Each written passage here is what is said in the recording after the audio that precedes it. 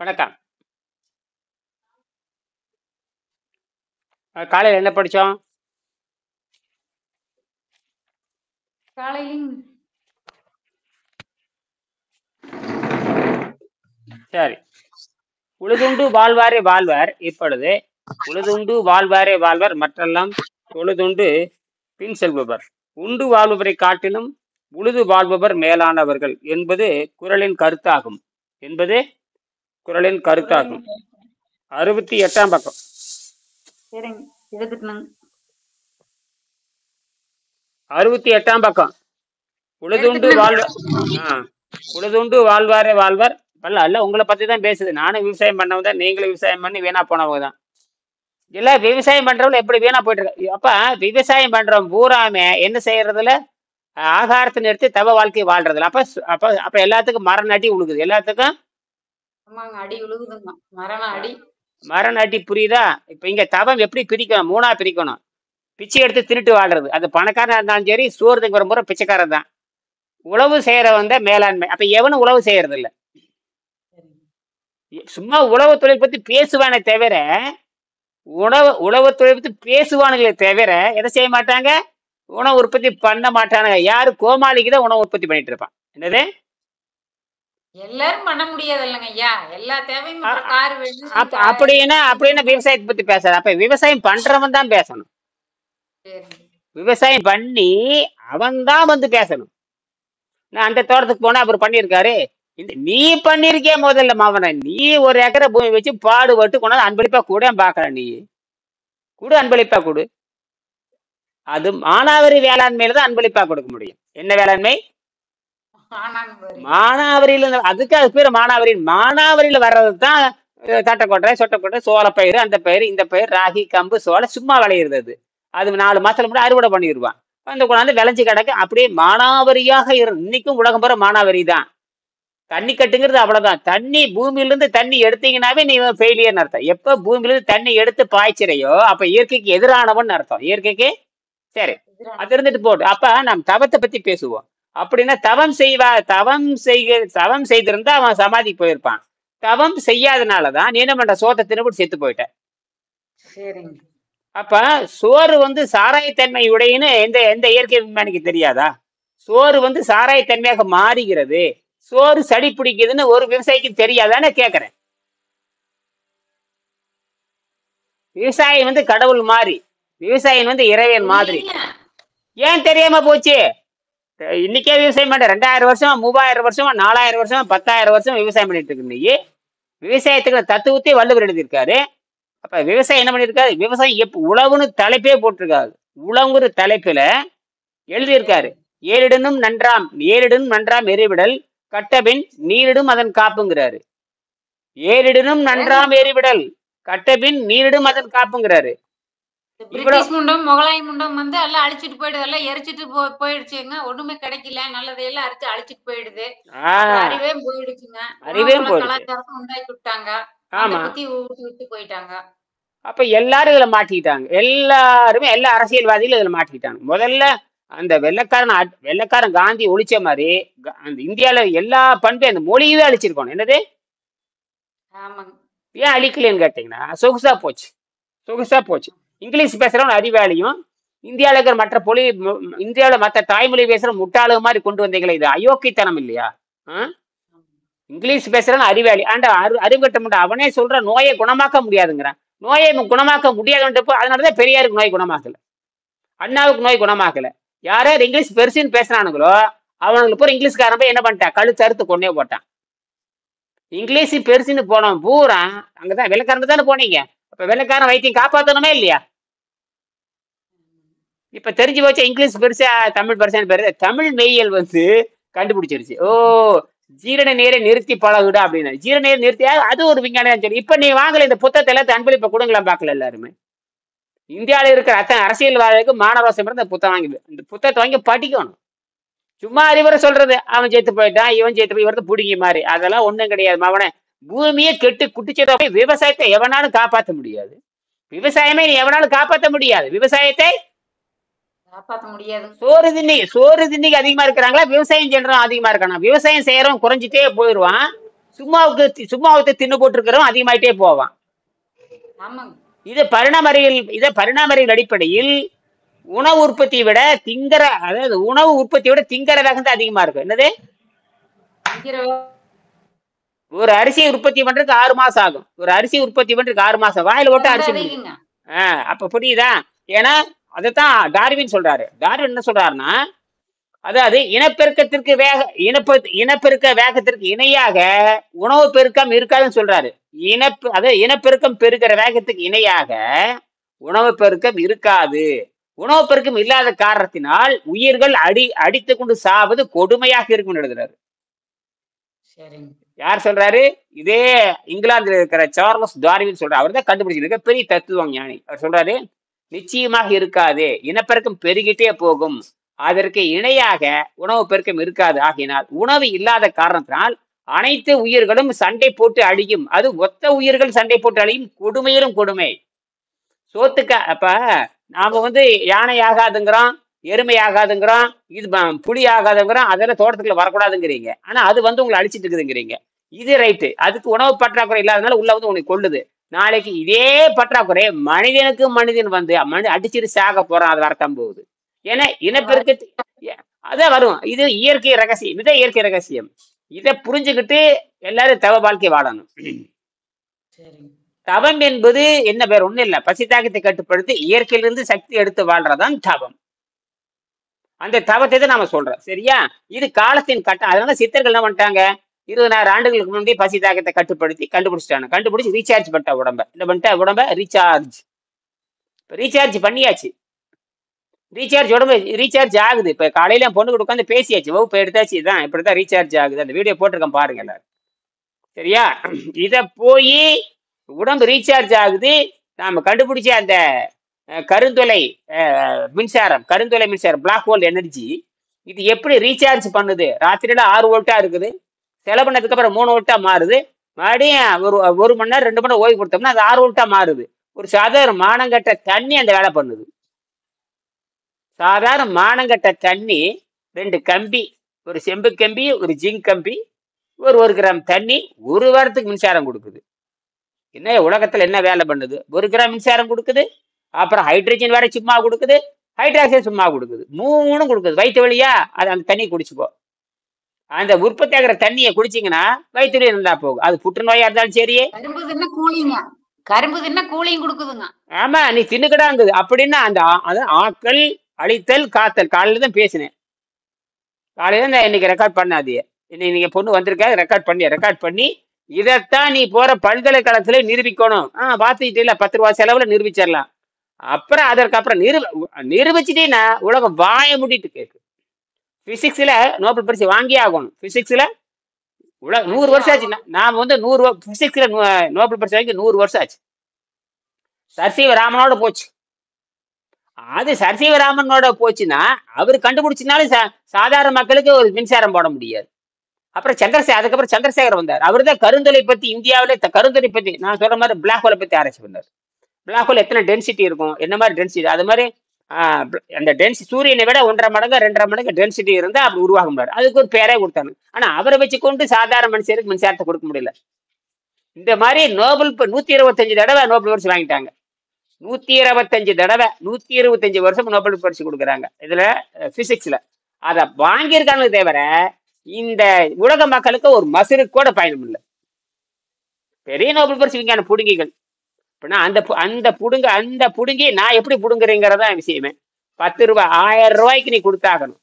ஒரு யூனிட் மின்சாரம் 1000 வாட்ஸை வெறும் 1000 ரூபாய்க்கு கொடுக்கலாம். அதிகபட்சம் 2000 வாட். நமக்கு தேவை ஒரு நாளைக்கு 2000 வாட்ஸ் இருந்தா போதும். 2 யூனிட் மின்சாரம். அந்த 2 யூனிட் மின்சாரத்தை நான் ஒரு 10,000 ரூபாய்க்கு உற்பத்தி பண்ற மாதிரி கொண்டு வரணும். 10,000 ரூபாய்க்குள்ள கிணத்து நிறுத்து ஊத்திட்டோம்னா அது 1 மணி நேரத்துக்கு 2000 வாட்ஸ் கொடுத்துக்கிட்டே இருக்கணும். கேவலமான ஆக்சிடென்ட் வைக்க போறேன். கேவலமா யாரும் மசுறுக்கோடு மதிப்பில்லாத கடல்ல இருந்து வரக்கூடிய அத்தனை உப்பையும் பிரிச்சு எடுத்து கேவலமா இருக்கிற செம்பு, கேவலமா இருக்க துத்தனாக இதை வச்சு மலிவா கொடுக்கணும். பிளாஸ்டிக்ல தூக்கி எறிகிற பிளாஸ்டிக் டப்பால வச்சு மின்சாரத்தை கொடுத்துட்டு போயிடலாம். அப்பதான் உலகம் நம்மை ஏற்றுக்கொள்ளும். அப்ப பசி தாக்கத்தை கட்டுப்படுத்தான்னு மூடிட்டு கட்டுப்படுத்திடுவானுங்க.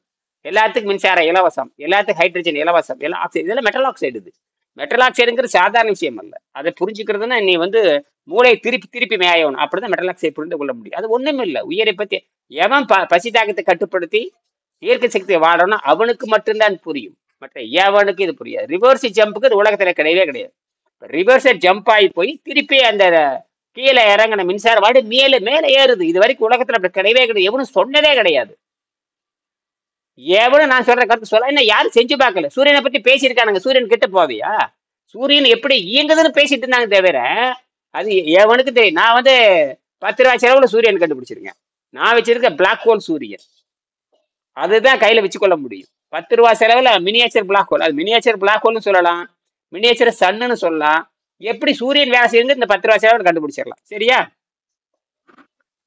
உழுதுண்டு வாழ்வாரே வாழ்வர், மற்றெல்லாம் தொழுதுண்டு பின் செல்பவர். உண்டு வாழ்வர்கள் உழுது வாழ்வும் உழவர்களே மேலானவர்கள் என்பதே மேற்படை குரலின் கருத்து. உண்ணாமல் வாழும் தவசிகள் உழவர்களை விட மேலானவர்கள் என்பதை திருவள்ளுவர் மறுக்கவில்லை. என்னது? உண்ணாமல் வாழும் தவசிகளை.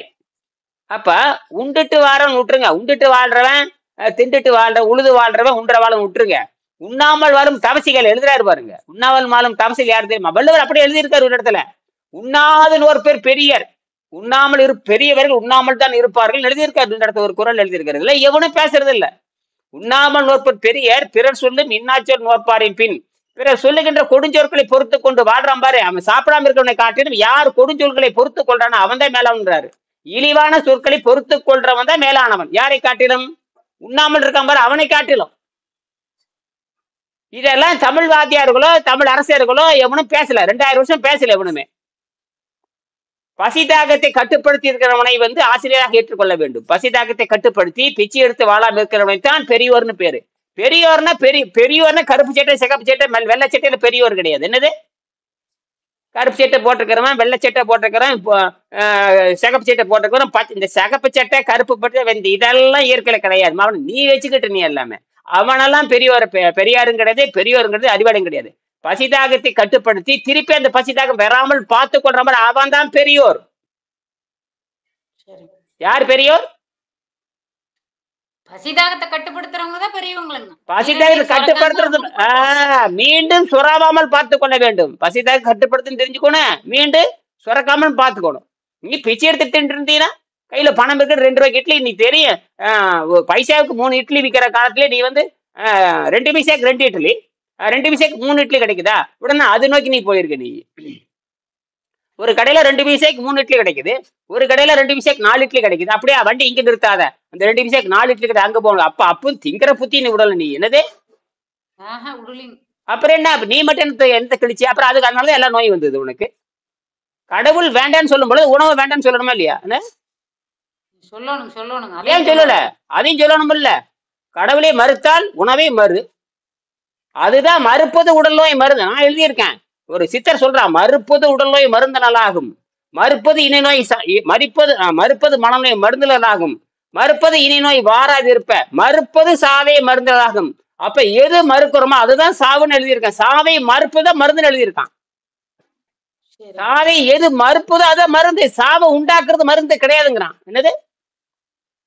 சாவை உண்டாக்குறதுக்கு பேரு மருந்து இல்லைங்க. அது மருந்து அல்லது சித்தர் எழுதுறாங்களே, எங்கிட்ட ஆதாரம் இருக்கு. மறுப்பது உடல் நோய் மருந்து நல்லாகும், மறுப்பது இனி நோய் வாராதிருப்ப, மறுப்பது மனநோய் மருந்தலாகும், மறுப்பது சாவை மருந்தலாகும் பாட்டே இருக்கு எங்கிட்ட. அது வந்து பாத்தீங்கன்னா கற்பு அவிழ்தல் ஒரு புத்தகம் வருது. இப்ப வந்து பிஎஸ்எம்எஸ் டாக்டர் படிக்கிறாங்க எல்லாரும். இந்தியா தமிழ்நாட்டுல பிஎஸ்எம்எஸ் டாக்டர் படிக்கிறாங்க. அவர்களும் சேர்ந்து கற்பு அவிழ்தல் ஒரு புத்தகத்தை வெளியிடுறாங்க. என்னது? கற்பு அவிழ்தல் ஒரு புத்தகத்தை வெளியிடுறாங்க. அந்த புத்தகத்துல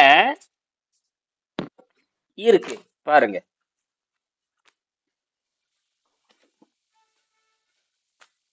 இது ஒரு புத்தகம், கற்பு அவிழ்தல் ஒரு புத்தகம் பாருங்க. திருவள்ளுவர் இது புத்தகத்துல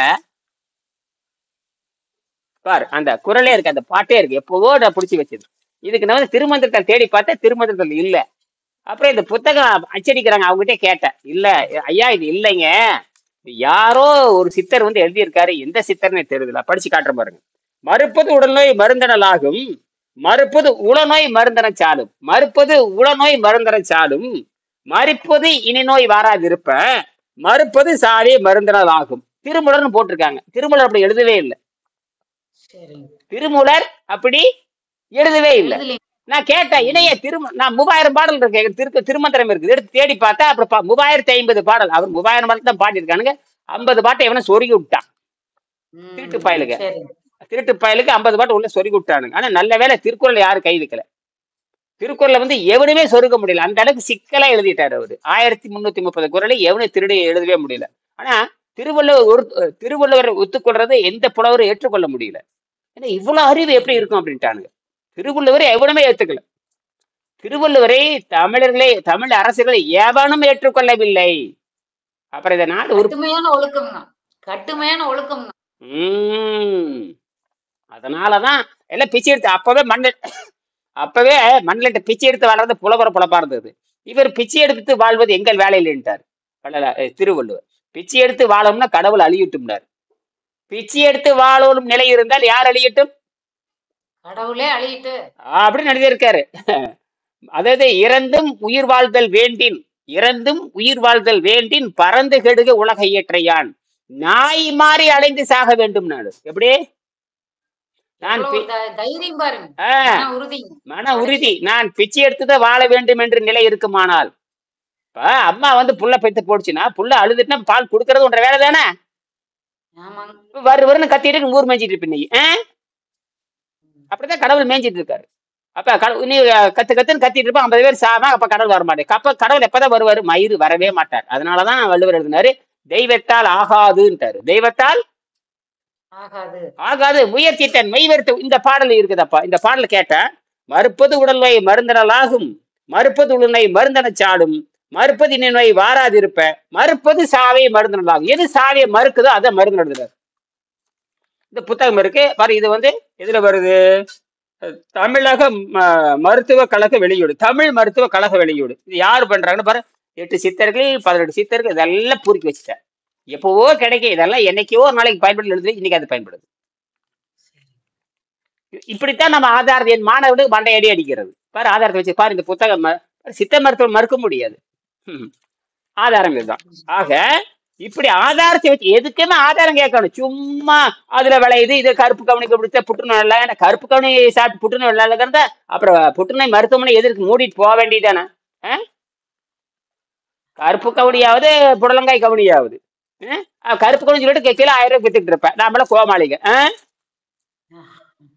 இவன் 1000 ரூபாய் வித்துக்கிட்டு இருப்பேன். நம்ம வாங்கி தின்னுட்டு இருக்கோம். தின்னுட்டு போய் நம்ம கருப்பு கவனி சாப்பிட்டோம்னா பேண்டர்ல சந்தரமா மாறுமா?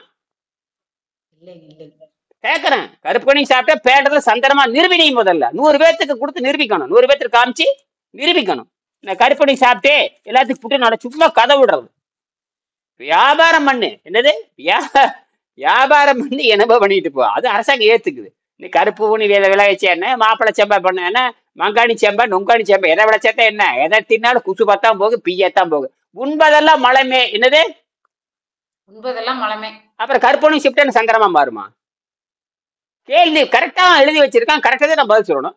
அப்புறம் என்ன கதை விடுறீங்க? தீபாவளி முறுக்கு 600 ரூபாய்க்கு விற்குதாமா. எந்த கருப்பு கவனி முறுக்கு 6 ரூபாய் 600 ரூபாய்ன்னு சொல்லிட்டு விளம்பரம் வருது. ஆமா, போக வேண்டியதான், பரலோகம் போக வேண்டியதுதான்.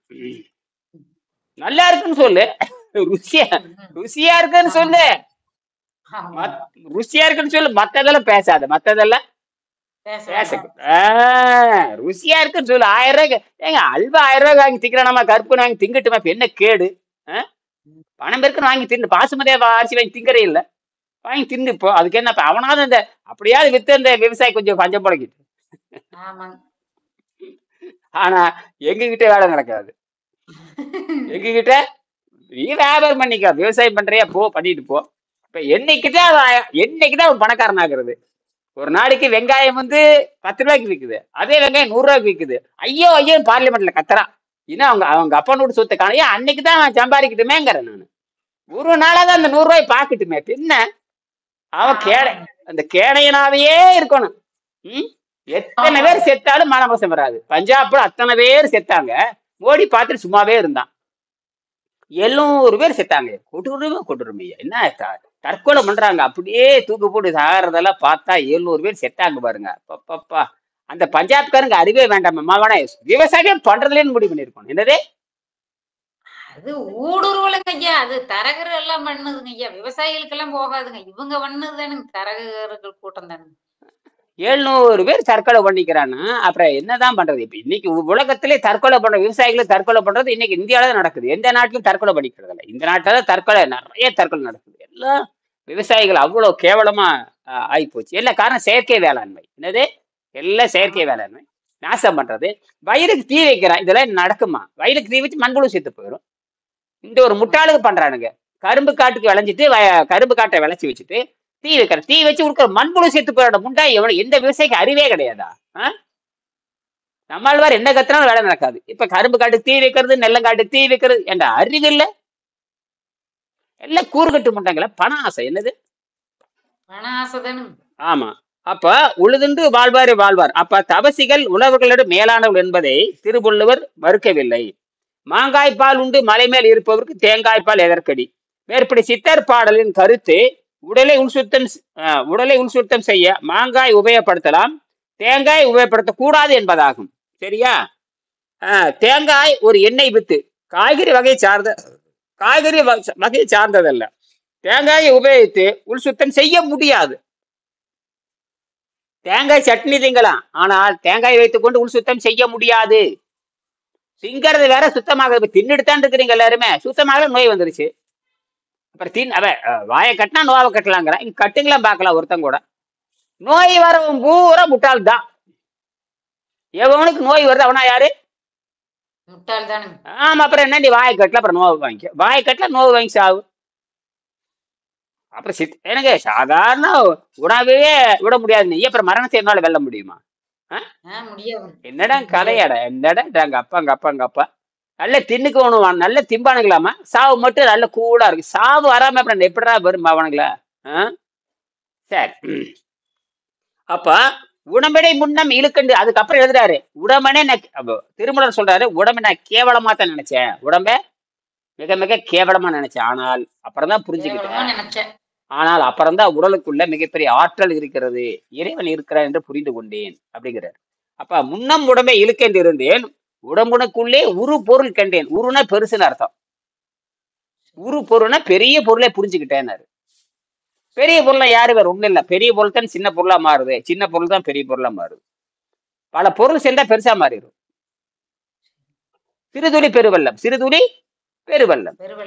அதேதான். உண்டியில காசு போட்டா வந்து நம்பிடுது. இதேதான். அது பெருசுதான் சிறுசு, சிறுசுதான் பெருசு. பெருசை சிதைச்சா சிறுசாயிரும், சிறுசை கூட்டினா பெருசாயிருது. எல்லாம் விஞ்ஞானம் தான். அப்ப உடம்பை பற்றி புரிந்து கொண்டேங்கிறாரு. அப்ப சொல்றாரு, உடம்புக்குள்ளே உத்தமன் கோயில் கொண்டான் என்று உடம்பினை யானிருந்து ஓம்புகின்றேனே. உடம்புக்குள்ள கடவுள் இருக்கிறான்னு நினைச்சிட்டு உடம்பை காப்பாற்ற ஆரம்பிச்சுட்டேன். அப்ப உயிர் தான் இந்த இடத்துல கடவுள்.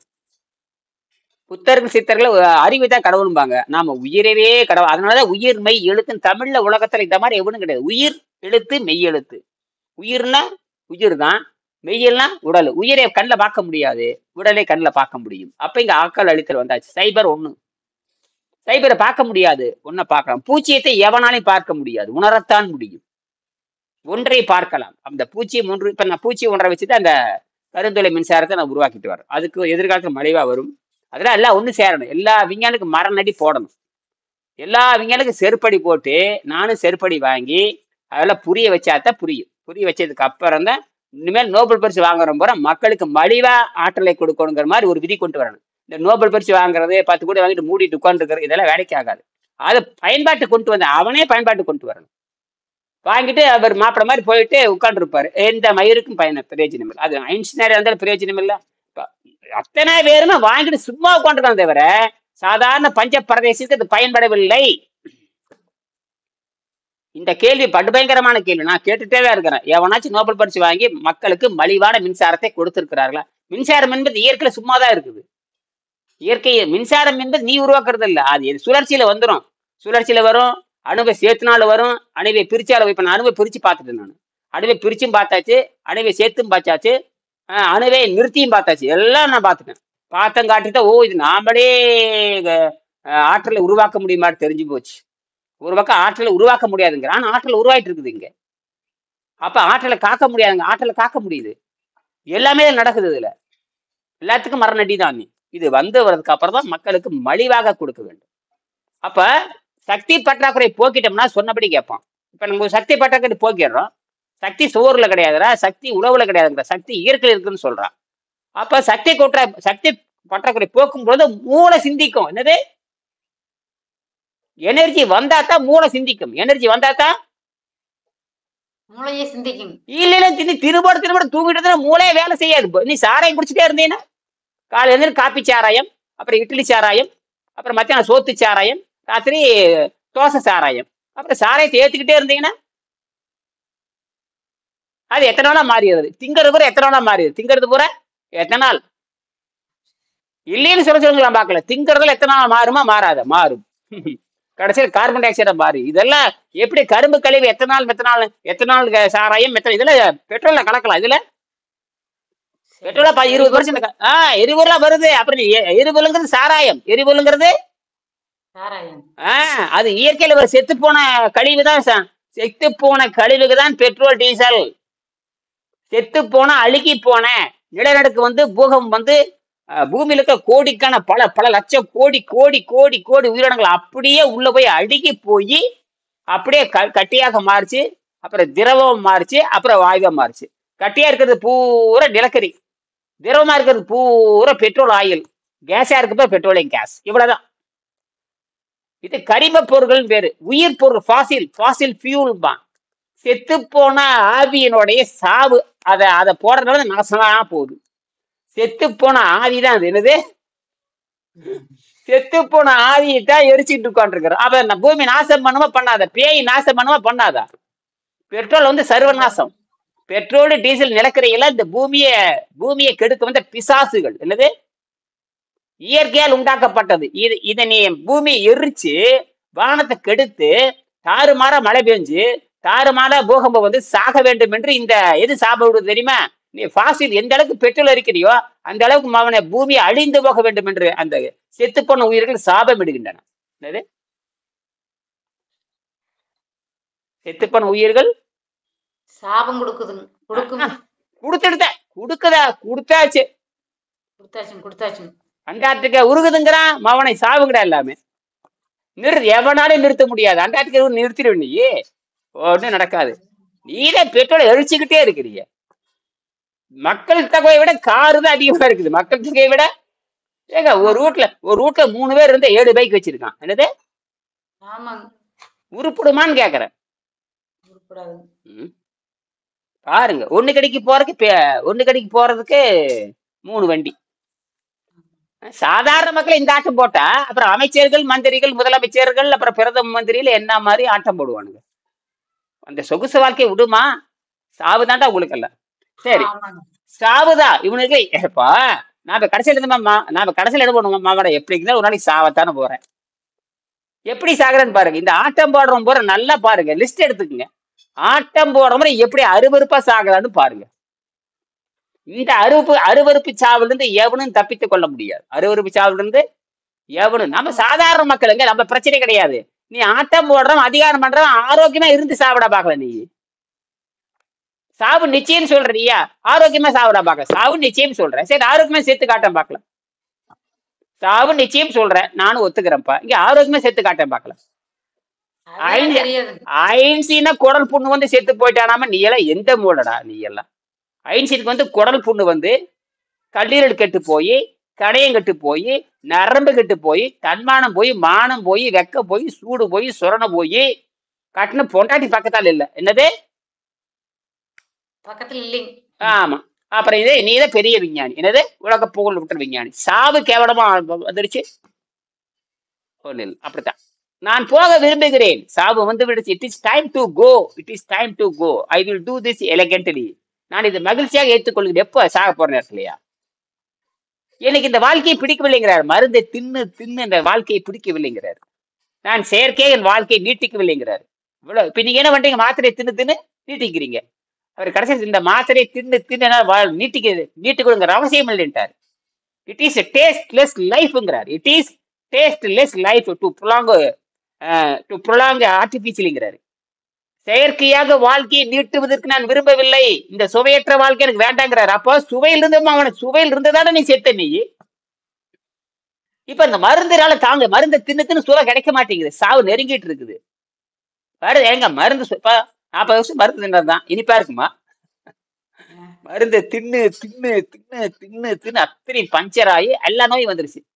கொடுமை சாகுறாங்க. அப்படிதான் சாகணும். அப்படித்தான். அப்போ உண்டி அது அண்டம் சுருங்கில் அதற்கோர் அடிவில்லை. கடைசியில் முடிக்கிறேன். பிண்டம் சுருங்கின் பிராணம் நிலை வரும். உண்டி சுருங்கின் உபாயம் படவுல கண்டம் கருத்த கபாலம். இப்ப பாருங்க, இப்ப கரெக்டா வருது பாருங்க. உண்டி சுருங்கின் உபாயம் படவுல. உண்டி சுருக்குடாங்கிற தமிழ்நாட்டுல ஏவானா உண்டி சுருங்குறீங்க. சரி, பிண்டம் சுருங்கி இருக்கணுங்கிற. அப்ப அந்த உண்டி சுருங்குவதன் மூலம் பிண்டம் சுருங்கி இருக்க வேண்டும். அப்ப இதனால என்ன நடக்குது? உண்டி சுருங்கின் உபாயம் பலவுல பிற நன்மை ஏராளமான நன்மைகள் இருக்கிறது. வறுமையே ஒழிஞ்சிருங்க, வறுமையே ஒழிஞ்சிரும். அப்புறம் அதை செய்யல, வறுமையும் ஒழிஞ்சிரும், நோயும் ஒழிஞ்சிரும். என்னது ஒழிஞ்சிரும். ஆமா, இதை செய்யாம நீ சோத்த போட்டே இருக்கிற எல்லாத்துக்குமே. நீ மட்டுமா? எல்லாரும் சோத்த போடுறான், சாராயத்தை போட்டுக்கிட்டே இருக்கானுங்க. அன்னதானங்கிற பேர்ல சாராயத்தை ஊத்தி வளர்த்துக்கிட்டு இருக்கானுங்க. அன்னதானங்கிற பேர்ல சாராயத்தை போட்டு ஓட்டிட்டு இருக்கு. இந்த பக்கம் சாராய கடை திறந்து, அந்த பக்கம் டாஸ்மாக் திறக்குது, இந்த பக்கம் அன்ன சாராயம் ஓடிட்டு இருக்குது. அதனாலதான் பாரதி சொன்னான், ஏன்டா இத்தனை போட்டு நாசம் பண்றீங்க, படிக்கிறதுக்கு பள்ளிக்கூடத்தை திறந்து சொன்னார்.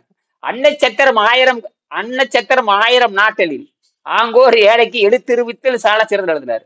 அன்னச்சத்திரம் 1000 கட்டாதுங்கிற டே, அதை கட்டுறது காட்டிலும் ஒரு சாதாரண மனிதனுக்கு அறிவை கொடுக்குறாங்கிறான். எங்கடா அறிவை கொடுக்குறீங்க நீங்க? சாராயத்தையும் சோறையும் தானே கொடுக்குற. சரி என்று கூறியுள்ளார். முந்தைய பகுதிகளில் திருமந்திரத்தின் 1823, 575 ஆகிய பாடல்களின் விளக்கங்களை நான் கொடுத்துள்ளேன். திருவள்ளுவர் கடைசியில முடிக்க போற. திருவள்ளுவர், திருமூலர், டாக்டர் அருணாச்சலம் போன்றோர் சிந்தனைகள் ஒத்திருப்பது நமக்கு மிகப்பெரிய ஆறுதலை தருகிறது. அதாவது திருவள்ளுவர் சிந்தனை அப்புறம் அருணாச்சலம் சிந்தனையும் ஒத்து போவது நமக்கு பெருமை, நமக்கு ஆறுதலாம் இருக்கிறது, வழிகாட்டுதலாம் இருக்கிறது. பக்கம் 69. அட்டாங்க யோகத்தில் முதல் 4 பகுதிகள் இயமம், நியமம், ஆதனம், பிரணயம் ஆகவே ஆகும். இதில் பிரணயமம் அதாவது பிராணசக்தியிலே வாழுவது, மூச்சு பயிற்சி கிடையாது. என்னது? பிராணசக்தியிலே வாழுதல் என்ற நிலை வரை நாம் இந்த புத்தகத்தில் கவனித்து முடித்து விடலாம். அஷ்டாங்க யோகத்தில் 2வது 4 பகுதிகளை பிரத்யேகரம், தாரணம், தியானம், சமாதி ஆகியவை பற்றி ஆராய்ச்சிகள் செய்து தனி புத்தகமாகத்தான் எழுத முடியும். இந்த புத்தகத்தில் எழுத முடியாதுட்டார். என்னது? எழுத முடியாது, பயங்கரமா போயிட்டு இருக்கு. அது ஒழுங்குதான் சமாதி வரைக்கும் போகுது. எவன் கேட்பீங்க? சோத்த விடுறதுக்கு மாத்தல அப்படின்னு சமாதி பத்தி பேசினா போட பைத்தியக்காரம்பீங்க. அதெல்லாம் பேசாம புத்தகத்தை மூடிட்டாரு. பலரும் அப்படித்தான், எவன் சொல்லி கேட்க மாட்டேங்கிறானுங்க, நான் போயிடலான்னு போயிட்டாரு. எல்லாரும் அப்படித்தான். சரி, அப்ப முடிச்சுக்கிறேன். புத்தகத்தை எழுத வேண்டி இருக்கும். ஆனால் மனித இனம் வாழ்ந்து பிற கோள்களை அடைந்து விண்வெளியில் பெருகி வாழ அட்டாங்க யோகத்தில் முதல் 4 பகுதியே போதுமானது. பின்னாடி நாடு தேவையில்லை. சரியா? நன்றி.